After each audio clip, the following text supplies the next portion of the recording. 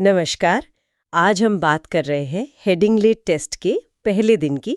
भारत बनाम इंग्लैंड 20 जून 2025। जी बिल्कुल।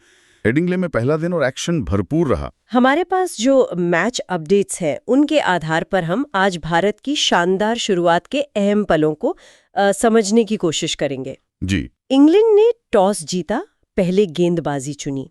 सुबह हेडिंग्ले में मतलब पिच से मदद की उम्मीद तो रहती ही है। हाँ बिल्कुल, कंडीशंस का फायदा उठाने की सोच थी उनकी। लेकिन लगा कि भारत के इरादे कुछ और ही थे। हाँ। तो चलिए देखते हैं दिन कैसे आगे बढ़ा। शुरुआत की कहानी लिखी यशस्वी जायसवाल ने। क्या कमाल की पारी, 158 गेंदों पर 101 रन। और ये सिर्फ एक शतक नहीं था, हेडिंग्ले में टेस्ट शतक बनाने वाले पहले एशियाई ओपनर बने वो। ये बहुत बड़ी उपलब्धि है। बिल्कुल। और दोपहर में उनको क्रैम्प्स भी आए, लेकिन वो डटे रहे। ये उनका मतलब मानसिक मजबूती दिखाता है। सही बात है। इंग्लैंड की जो रणनीति थी ना कि नई गेंद से जल्दी विकेट लें, जायसवाल ने उसे पूरी तरह से नाकाम कर दिया। हाँ, लेकिन दूसरी तरफ साई सुदर्शन के लिए डेब्यू उतना अच्छा नहीं रहा। हाँ, बेन स्टोक्स की एक बढ़िया गेंद पर सिर्फ 1 रन बनाकर वो आउट हो गए। कह सकते हैं कि शायद डेब्यू का थोड़ा दबाव रहा होगा उन पर। या फिर स्टोक्स का अनुभव का है। हाँ, वो भी है। स्टोक्स बड़े मौकों पर विकेट लेना जानते हैं। सुदर्शन के जाने के बाद आए शुभमन गिल। हाँ। और वो अपना टेस्ट कप्तानी डेब्यू कर रहे थे। हाँ। और क्या शानदार तरीके से किया। ओह कमाल, 127 रन नॉट आउट। और विराट कोहली के बाद वो पहले भारतीय बने जिन्होंने कप्तानी डेब्यू पर टेस्ट शतक लगाया हो। बिल्कुल, सामने से लीड किया जिसे कहते हैं एक कप्तान की पारी। हाँ, और ये बहुत जरूरी होता है। जब कप्तान खुद ऐसे परफॉर्म करता है, खासकर डेब्यू पर, तो पूरी टीम का मनोबल बहुत बढ़ जाता है। ड्रेसिंग रूम का माहौल ही बदल जाता है। सही कहा। गिल की पारी ने वो दबाव बनने ही नहीं दिया जो इंग्लैंड बनाना चाहता था। बिल्कुल। फिर केएल राहुल ने भी अच्छा साथ दिया। 42 रनों का योगदान उनका भी अहम था। पारी को संभाला उन्होंने। जी, एक छोर संभाले रखा राहुल ने। और फिर दिन के आखिरी सेशन में आए ऋषभ पंत अपने अंदाज में। हाँ, आते ही ताबड़तोड़ बल्लेबाजी। 65 रन नॉट आउट सिर्फ 50 गेंदों में। और वो दिन के आखिरी ओवर का छक्का। वही, वो पंत का स्टाइल है। देखिए, उस छक्के का या उस तेज पारी का महत्व तो सिर्फ रन बनाना नहीं है।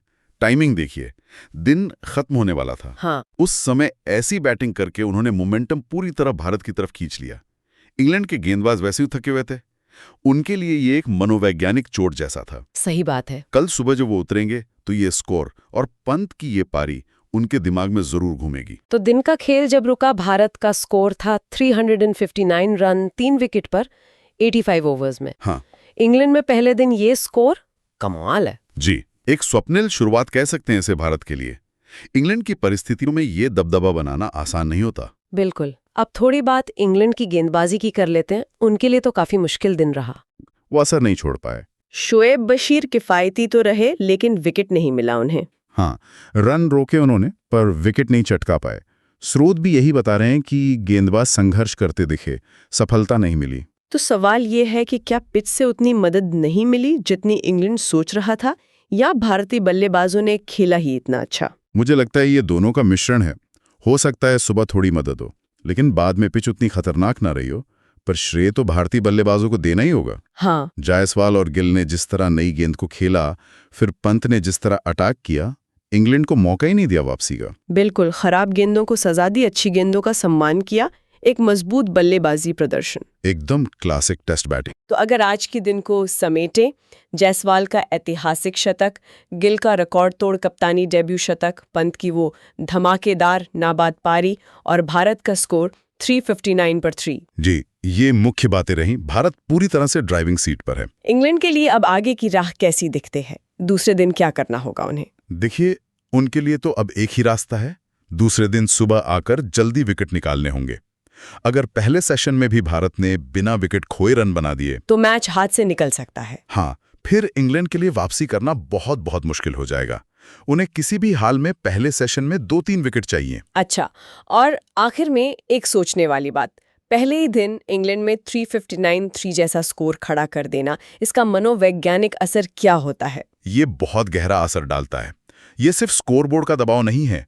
ये सामने वाली टीम को बताता है कि आप पूरी तैयारी से आए हैं और आप हावी होने वाले हैं। और ये सोच आने वाले दिनों में इंग्लैंड की रणनीति, उनके फील्ड प्लेसमेंट, उनकी बॉडी लैंग्वेज, सब पर असर डालेगी।